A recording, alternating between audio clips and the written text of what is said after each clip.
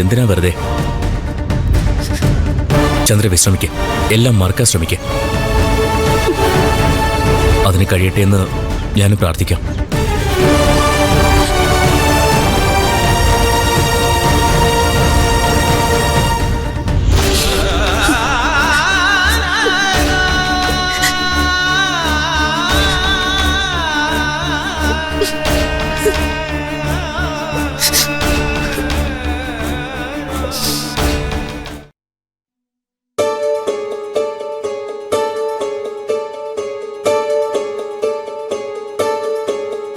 ദേവിക മോളെ, ദേവിക മോളെ, ദേവിക മോളെ എവിടെയാ?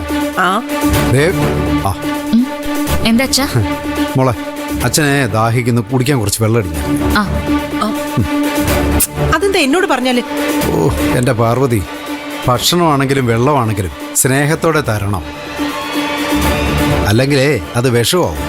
ഇത്രയും കാലം ആ വിഷവും കഴിച്ചോണ്ടാണല്ലോ ജീവിച്ചത്. എന്നിട്ടൊരു കുഴപ്പമില്ലായിരുന്നല്ലോ. ഒന്ന് നിർത്താവോ? ഓ ഒരു സമാധാനമില്ല ഈ വീട്ടില്. എന്ത് ചെയ്താലും കുറ്റം. നീ മിണ്ട പോണ്ടെന്നല്ലേ പറഞ്ഞേ? മിണ്ടിയാലല്ലേ കുഴപ്പം. നീ വന്നേ. ചിന്തിരിക്കാതെ.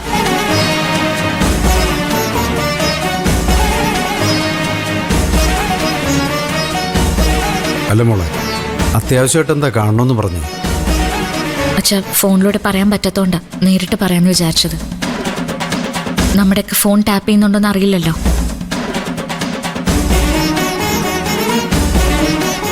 നടേശൻ സാറിന്റെ മരണത്തെക്കുറിച്ച്.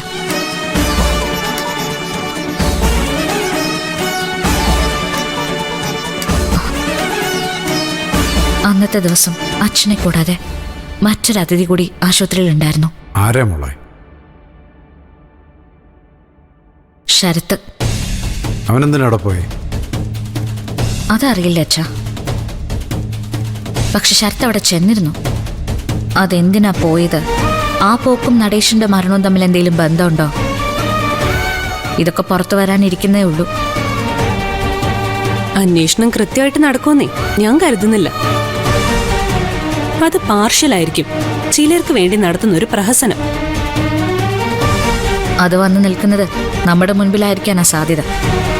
അതുകൊണ്ട് ഈ കേസുമായിട്ട് ബന്ധപ്പെട്ട് കിട്ടാവുന്ന മുഴുവൻ വിവരങ്ങളും ശേഖരിക്കണം. നമ്മൾ ഇങ്ങോട്ട് കയറി ആക്രമിക്കാൻ ആരെങ്കിലും ശ്രമിച്ച തിരിച്ചടിക്കാൻ നമ്മുടെ കയ്യിലും വേണമല്ലോ ആയുധങ്ങള്. ശരത്തിനെ സംശയിക്കാവുന്നതാ. എന്ത് ചെയ്യാനും മടിക്കാത്ത മനസ്സാവനുള്ളത്. പലപ്പോഴും എനിക്ക് അങ്ങനെ തോന്നിയിട്ടുമുണ്ട്. പക്ഷേ അപ്പോഴൊരു ചോദ്യം ബാക്കിയാ മോളെ. അവനാണ് ചെയ്തതെങ്കിൽ എന്തിനത് ചെയ്തു? അതിനൊരു ഉത്തരം കിട്ടണ്ടേ? അത് നമ്മൾ കണ്ടുപിടിക്കേണ്ടി വരും അച്ഛാ. നമ്മുടെ ഇനിയുള്ള ശ്രമം അതിനുവേണ്ടിയായിരിക്കണം.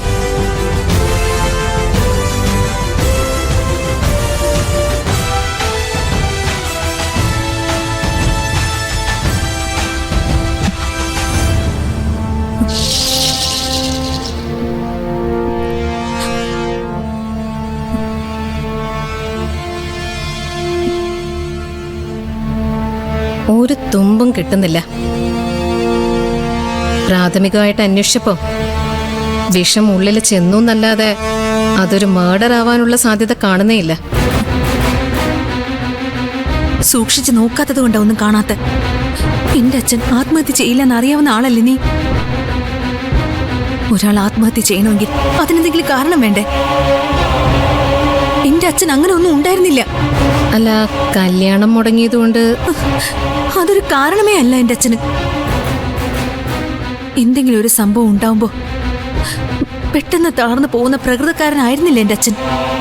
അത് ശരിയാ, സാർ സ്ട്രോങ് ആയിരുന്നു. അപ്പോ മറ്റാരോ വിഷം കുടിപ്പിച്ചെന്നാണോ നീ പറയുന്നേ? സംശയം എന്താ? അതാണ് സത്യം. ആരെയാ നീ സംശയിക്കുന്നത്? എനിക്ക് അവളെ മാത്രമേ സംശയമുള്ളൂ. ആ ദേവികെ. അവളെ ഇത് ചെയ്യൂ. ആത്മഹത്യ ചെയ്യാൻ ഒരു കാരണം വേണോന്ന് പറയുന്ന പോലെ ഒരാളെ മർഡർ ചെയ്യണമെങ്കിലും ഒരു കാരണം വേണമല്ലോ. ഈ കേസിൽ എന്താ അത്? മനോഹറിനെതിരായ കേസ്. അതൊന്നാമത്തെ കാരണം. 2, ഞാൻ അച്ഛൻ മരിച്ച ഞാൻ അനാഥയാവൂന്ന് അവൾക്കറിയാം. എന്നോട് അവൾക്ക് പണ്ടേ ദേഷ്യമുണ്ട്. അത് തീർക്കാൻ ഒരവസരം കിട്ടിയപ്പോ ചെയ്തു. അവളകത്ത് പോണം. അതാ ഞാൻ ആഗ്രഹിക്കുന്നത്. റൂബി, നീ മനസ്സ് വെച്ചാൽ അത് നടക്കും. അങ്ങനെ ചെയ്ത അതായിരിക്കും എനിക്കും എന്റെ അച്ഛന്റെ ആത്മാവിനും നിനക്ക് ചെയ്തു തരാൻ പറ്റുന്ന ഏറ്റവും വലിയ സഹായം. എനിക്ക് മോളിലും ഓഫീസർമാരുണ്ട്. എന്നാലും അന്വേഷണ ഉദ്യോഗസ്ഥ എന്ന നിലയിൽ എനിക്ക് പലതും ചെയ്യാൻ പറ്റും. ഞാനത് ചെയ്തോളാം. ഇതൊരവസരമായിട്ട് എടുക്കണം. ദേവികകത്ത് പോയാ ജയിക്കുന്നത് ഞാനാ. ഞാൻ ജയിക്കുമ്പോ ഇവിടെ തോൽക്കുന്നത് അവള് മാത്രമല്ല, മറ്റു പലരും കൂടിയാ. നീ സഹായിച്ചാലേ എല്ലാം നടക്കും. പേടിക്കണ്ട, എന്റെ ഭാഗത്തുനിന്ന് എല്ലാ സഹായവും ഉണ്ടാവും. നീ സമാധാനമായിട്ടിരിക്കെ.